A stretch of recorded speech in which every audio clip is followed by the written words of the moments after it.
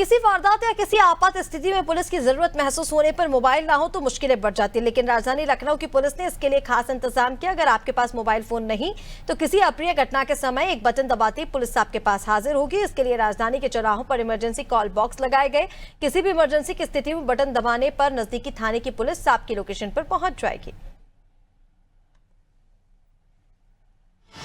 इस वक्त मैं हजरतगंज चौराहे पे हूँ, जिसे अटल चौराहा भी कहा जाता है और लखनऊ का ये सबसे सेंट्रल इलाका कहा जाता है। यहाँ आवाजाही, मुख्यमंत्री का आवास, राज्यपाल का आवास, राजभवन, विधानसभा, सचिवालय और तो और लोक भवन, जहाँ से उत्तर प्रदेश को संचालित किया जाता है, वो तमाम भवनों का यहाँ पे पीछे आपको भवनों का जो जगह है वो दिख जाएगा।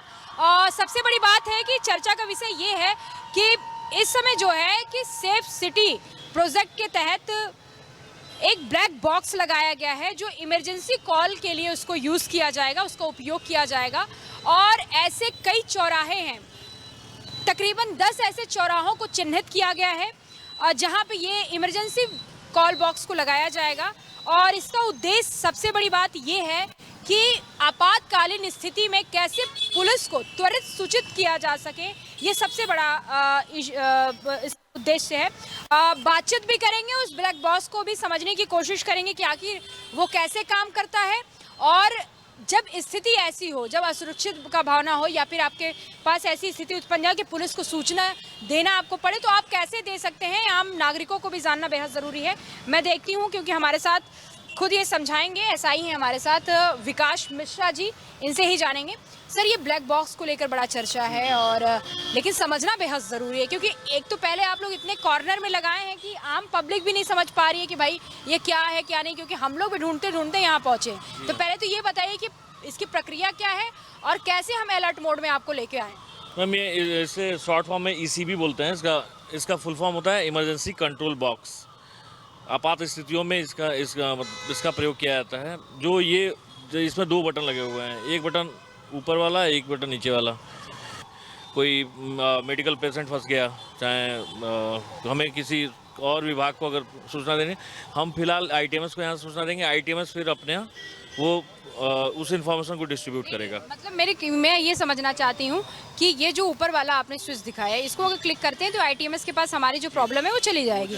फिर नीचे वाले जो स्विच कॉल PA लिखा हुआ है, पब्लिक एड्रेस। यहाँ पब्लिक को मतलब हम ऐसे चिल्ला के हम सबको बता नहीं सकते, तो हमें अपनी बात पहुँचानी है सब लोगों तक, तो हम इसको प्रेस करके अपनी बात चौराहे बता सकते हैं लोगों को। दोनों का उपयोग सीधा है या अलग अलग? ITMS को जाएगा कॉल जो कंट्रोल। हाँ, ये पब्लिक एड्रेस जो है ये लोकल में तो इकट्ठा।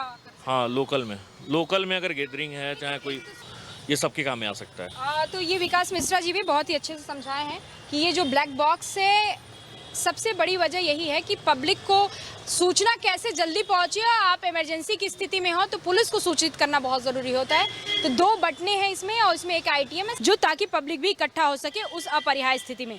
लेकिन सबसे बड़ी बात यह है कि जो चौराहा है, और मैंने जैसा कि पहले बताया कि सुरक्षा के दृष्टिकोण से हजरतगंज जो है वो बेहद जो है वो महत्वपूर्ण है, क्योंकि लोक भवन, सचिवालय, विधानसभा, राजभवन, मुख्यमंत्री का अगर जाएंगे तो कुछ ही आधे किलोमीटर पे मुख्यमंत्री का आवास भी है, पूर्व मुख्यमंत्री का भी आवास है। तो ऐसे में ये जो इलाका है, ये जो एरिया है, तो ऐसे में सुरक्षा के दृष्टिकोण से बहुत ही महत्वपूर्ण है।